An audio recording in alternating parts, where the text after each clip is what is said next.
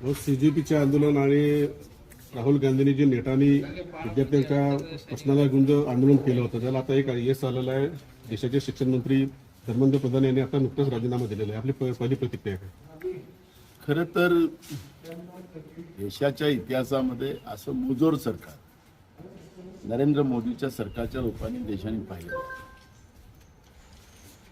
एक महिना लोटला, अनेक मुलं मुली आपलं घरदार सोडून थोड्याशा सामानामध्ये पावसामध्ये भिजत त्या ठिकाणी आंदोलन करत होते. त्यांच्यावर अश्रुध्वाच्या कांड्या सोडल्या गेल्या, पाण्याचे बौछारे सोडल्या गेले.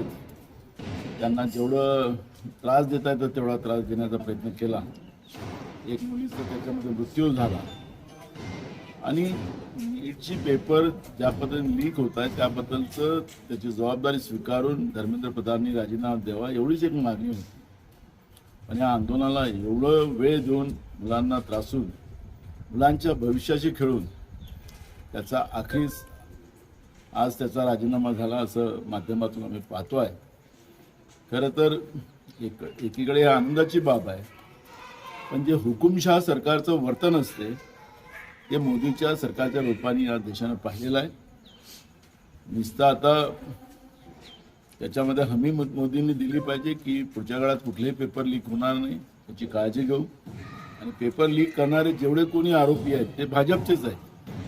जे SIT त्याच्यामध्ये बसवली गेली होती, SIT मध्ये सुद्धा आपण पाहिलं की जो मुख्य आरोपी होता त्याला सोडण्यात आलं. त्यामुळे भाजपच्या लोकांना वाचवण्याचाही प्रयत्न हे SIT स्वतःचीच नेमायची आणि आपल्यावरच स्वतः चौकशी करायचा असा पद्धतीचा जो प्रकार या देशामध्ये चाललेला आहे तोही त्यामध्ये थांबला पाहिजे आणि दोषींवर कारवाई झाली पाहिजे ही भूमिका आमची. दुसरा खासदार राहुल गांधी यांनी या मागणीसोबतच पंतप्रधान निवासापुढे ज्यावेळेस धरणं आंदोलन केलं त्यावेळेस नरेंद्र मोदी देशाचे पंतप्रधान यांनी पण राजीनामा द्यावा अशी एक मागणी केली होती. बिलकुल दिली पाहिजे, कारण की आपण पाहिलं की जबाबदारी मोदींचीच आहे. 2014 मध्ये देशाच्या समोर येऊन त्यांनी सांगितलं की आमचं सरकार निवडून आलं तर आम्ही पेपर लीक होणार नाही, मुलांच्या भविष्याची काळजी केली जाईल असे मोठे मोठे आश्वासन त्या ठिकाणी दिले होते. पण आपण पाहिलं की गेल्या 12 वर्षामध्ये नरेंद्र मोदीच्या सरकारमध्ये तरुणांचं आयुष्य त्यांचं भविष्याशी खेळण्याचं काम मोदी सरकारने केलेलं आहे. शेतकऱ्यांच्या शेतीचा माल त्याला भाव आम्ही दुप्पट करून देऊ, पण आज शेतकरी देशोधडीला लागलेला आहे.